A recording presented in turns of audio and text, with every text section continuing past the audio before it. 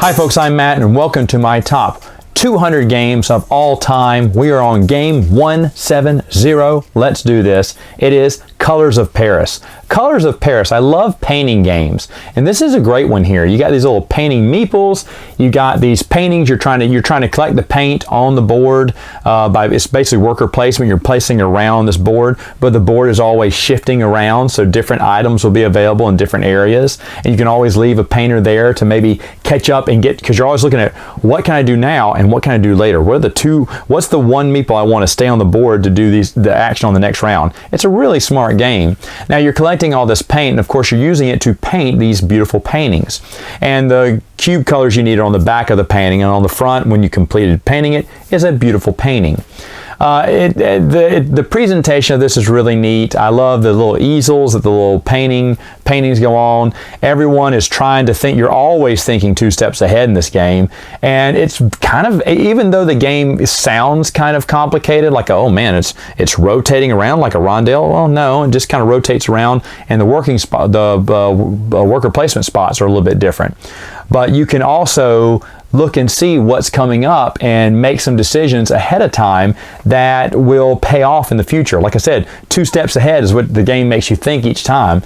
I really love it. It's a really wonderful game. This is another game that came out and got little to no fanfare, and that's a shame because I really do think it's a wonderful theme for an excellent game. My number 169 is Formula E. That's right, elephant racing. This is a hilarious game. You are racing these little elephant meeples around the board. It's a double-sided board. There's also an expansion if you backed on the Kickstarter a long time ago or found a used copy that has one that has 2 other tracks on it, and it is so much fun. You're playing cars and move different areas, or playing low-moving cars and doing special abilities there, like moving cows around, mice around, or just moving diagonally in certain areas. It's just, every time we play this game, it comes to the table and it gets played about 4 times before it gets put up. Usually I bring a game out, we play it once, we go to the next one. But not Formula E. We always stick around because it's such a fast game too, and it's so much fun that we stick around. We just race through all 4 levels, or all 4 boards that I have at racing tracks when we play it. Such a great game. This game deserves a reprint. I don't think it's ever going to get one, and that's sad. I don't think it's expensive. It's just hard to find a copy for sale. But if you ever do, you may want to pick it up if it's at a decent price, because Formula E is a great racing game. At number 168, Queen Games is back with Templar, the secret treasures, I think is what it is. Secret treasures here. Man, Templar is just such a great game. It's a Queen game where you're these monks and you're trying to move around the monastery and you're hiding all the jewels, the gold and stuff.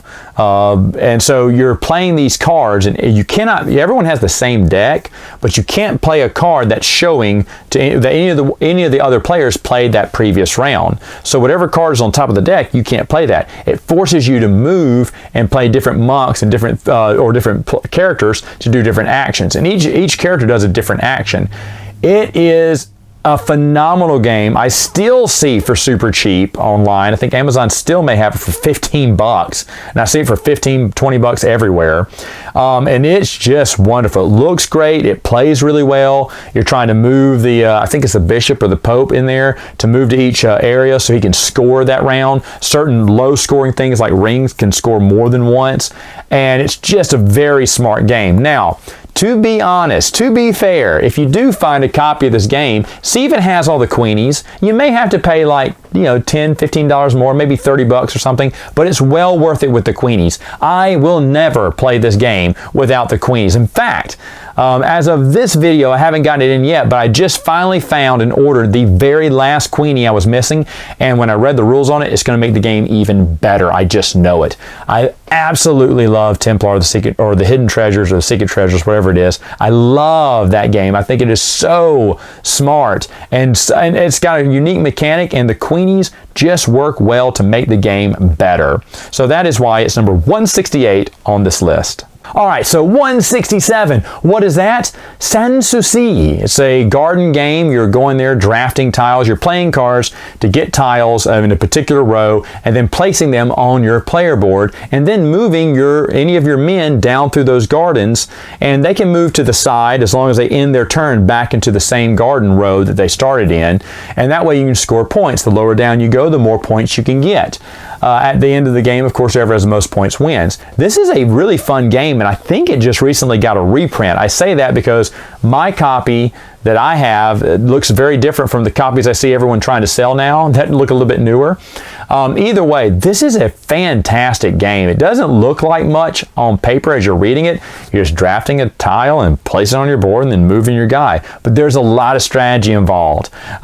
Once you move him all the way down, sure, you can get big points, or you can move him slowly one at a time and start getting more points. However, that's more moves, and you may be wasting some extra points come around if the right tiles come to you.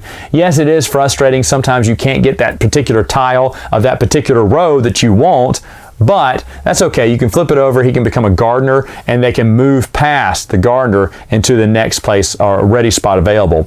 You also create shortcuts through one row to other rows, so that people who can't you can't fill out their full row. Maybe they got 2 tiles missing here, but 1 tile here. If they can share the path, they can always share the path of any other person from the garden and move down that other completed row and move into the row they need to score the points.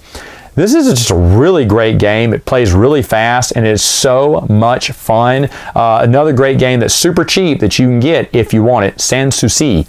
Excellent game. Moving on to 166, it is Ulm, or ULM as I call it. Ulm is a game that you're playing cards, you're moving your boat down the river. The further along the river you move, you get points, but that's not the whole part of the game. It's getting those buildings on the sides. You're getting these buildings, you're putting your little crest on them, so that if anyone else, it behooves you to be first, because that way you're going to get extra bonuses for anyone using it.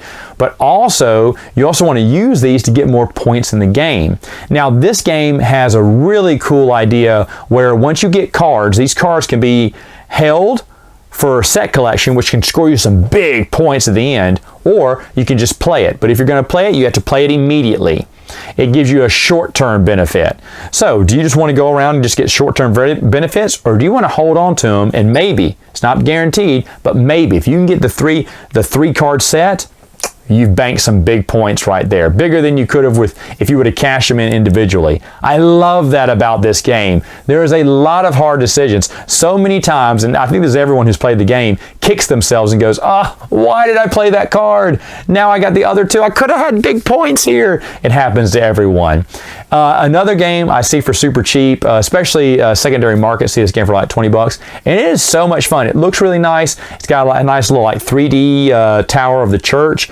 And every round you're putting in a new roof tile, I think is what it is, that has a different icon on it that changes the rules for that round. There's also a great mechanic on the board where you're taking tokens out of a bag, and you're pushing that token in I think it's a 3x3 grid, so a 9-person grid. And you're moving it, vertically, horizontally, wherever you want it, however you want to fit it in, and whatever you move it to, those are the actions that you're going to be taking. So there's a lot of strategy there, some pushing going on, mitigating what you can do on a regular turn, and it's just a super smart game, very unique, lovely game. If you looked at the cover and passed it up for years, you may want to go back and check it out. Great game. 165 is called Valletta. Valletta, there is nothing new under the sun for this game. This is basically the game where you are playing a deck of cards, gathering resources to build houses, to grab those cards on whatever house you built them on, to convert that house to even more victory points at the end of the game, to take these cards to put into your deck to build up, it's a deck builder too, so you can get more resources and more power to buy more homes. There are 2 ways the game will end. If it's Jean-Paul Valletta or whatever, if he makes it to, there's another non-playing piece that you just move around. He's a round tracker. If he makes it to the end, the game's over. That will never happen. Usually it's the other way around. I think it's the barrels or something. I can't remember. The other way that it ends, it's always the way it ends. But at the end of the game, you're making tons of resources. You're trying to get as many houses or house upgrades as you can. Like I said, nothing new with with this game, but this game is so much fun. I do not know. There are so many games that do copycats of other, just, okay, build resources. It's a deck builder to get more resources, to build more stuff, to get victory points. Durr. But it feels like so more than that. And every single time I bring this out, we have an epic game of it. Epic game of it. I see this game, again, super cheap. I'm giving you super cheap ones, folks, to track down if you want. And Valletta is one of those that I just really, really love and really enjoy. It, maybe intro deck builder for someone, a gateway game for a deck builder would be good. But even just regular crew, even my advanced or what I should say, seasoned board gamers absolutely love this game. Valletta, awesome, awesome stuff. My number 164 is life on steroids, really. It's called Pursuit of Happiness. Man, you're going around trying to live your life, getting jobs, getting married, having kids, maybe having a girlfriend, maybe having 2 girlfriends. You can do that in the game. Partying, being a collector, being a hoarder of collecting things. And then eventually, at the end of the game, or before the last round, you're going to die. Each round happens in a decade, and by the 7, 8, or 9 round, you're going to die. I'm the only one who has lived to see the end of the game. I say that because when you get up to your 90s or 80s, mainly everyone is gone. And when you get to your 90s, you don't have that many actions left, because the older you get, the less actions, the more stress you have, the more actions you have. And it was funny because last time I played this, I did all these healthy options. If you do healthy options, you won't really be happy, but you'll live a little bit longer, and on those last few turns, you can do as much as you can to bank points at the end, which is what I did. I don't think I won, though. It was maybe not a good strategy, but it's just a great game. You can retire from your job. There's a community expansion where you can do things in your community that I really love. The newest expansion that came out this year, Experiences, great idea, never used by our board game group, and probably I'll keep it out there just in case. But I got to be honest, even I didn't. I tried my hand at it once and then just kind of lost interest in it. I don't know if the game needs any more expansions at this point. I know right now, or recently, I guess, now that this video is over, that they're coming out with a big box edition with a new expansion. I'm interested in that expansion. I won't lie. I love Pursuit of Happiness. I think it's just such a great game. It didn't get to come out as much as I'd like it to. Maybe that's why it kind of ranks a little bit lower, but it is a phenomenal game, and you basically are telling a story of your life and what has gone on in your life, and that's the coolest thing about it. So Pursuit of Happiness, my 164. At number 163 is a game that uses a rondel, one of my favorite mechanisms. It's called Hamburgum. And Hamburgum, you're moving around the rondel collecting resources, using those resources, of course, to build or donate those resources to the churches, and you're slowly rebuilding these churches. You're selling things like beer, cloth, sugar is the other one. Now, that sounds kind of weird, right? It was based on a historical event of what happened in the city of Hamburg. I think that there's a massive fire that burned down all these beautiful churches. And so the town's 3 main exports, beer, cloth, and sugar, were used, and all those proceeds were donated to the churches to help rebuild them in their glory. Honestly, when I read that, I was like, oh man, being a history major, I love the historical significance of the game, but it's just a fun game to play. It's just a fun game to play. Simple rondel moving around the board. I know the cover art, that looks awful, right? It looks awful, but the game is really fun. Now, I do have the little extra board expansion. I don't think I've ever played it, because just the base way to play the game is the best. Now, the pieces to this are really nice too. The bricks feel like real clay. The bell really rings. It's like, why would you need a ringing bell? Just get a wooden token, or just get just a plastic cardboard token. But no, they got a real bell that when you do this, it will ring. What? There's several pieces like that in the game. So I just think that's really neat that they put a lot of thought and love into that, and the historical significance as well just makes it an overall excellent game. Hamburgum. At number 162 is another new game added to my collection from, you guessed it, Queen Games, baby. It's Copenhagen. Copenhagen is basically Tetris the board game. You're playing cards to get these certain pieces, Tetris pieces. You're fitting them into your building. You're sliding them in place to where you score points either vertically or horizontally. Getting a lot of windows in those areas are good too. You can get upgrades to your player board to help you do extra special abilities in the game, or extra little one-off pieces that you can kind of fit in to complete certain rows. Really awesome game, super overpriced. This game has to come down a lot before I can recommend it, but it is an unbelievable game. I got the deluxe edition for the price, for the regular retail price, and I was like, okay, I'll pay that since it's deluxe. But I still haven't seen this game come down on pricing. I guess it's because it's really popular. There just doesn't seem to be, the price they're asking for is like 50, 60 bucks. With the components that are in the box, I don't see where they get off asking for that price for it, but it is a fun game. If you get it for 20 bucks, even 30 bucks, that's a good deal, and you should definitely check it out. I love Copenhagen.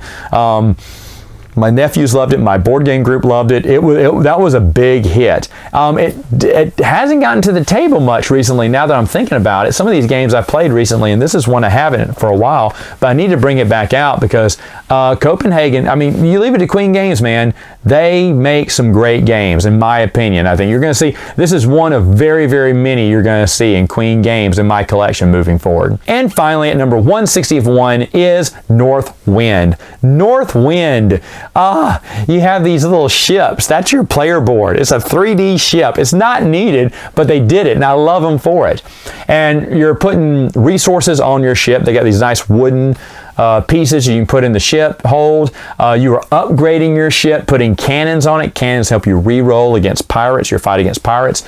They have sails you can raise. They'll let you pick more and more cards. And to be honest, you can't complete every upgrade. One upgrade on your ship will have to be empty. And which one's the best one to get empty? I don't know. They're all really important. But anyway, you're sailing into these 3 ports, drawing tiles according to how many you can draw, and trying to pick up, goods, or deliver goods, or get special abilities in the game, or fight pirates if you have to. And then you're delivering those goods, or delivering those captured pirates to those respective ports. And you're trying to get rid of, I believe it's cubes. Every time you complete an order, you put a cube on it. Every time you check off a box, there's some side quests too you can achieve, like making a delivery in each port, you can put a cube there and whatnot. Or making different types of deliveries can give you another cube. But when you run out of cubes, first one to run out of cubes wins.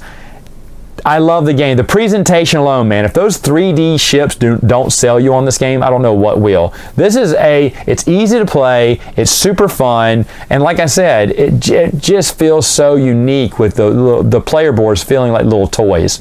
Another game that's really, really cheap if you want to get it, and it's well worth it. Hey folks, that is all the time I have for now, but hey, come back later and I'll go over, let's say about 10 more games. See you then.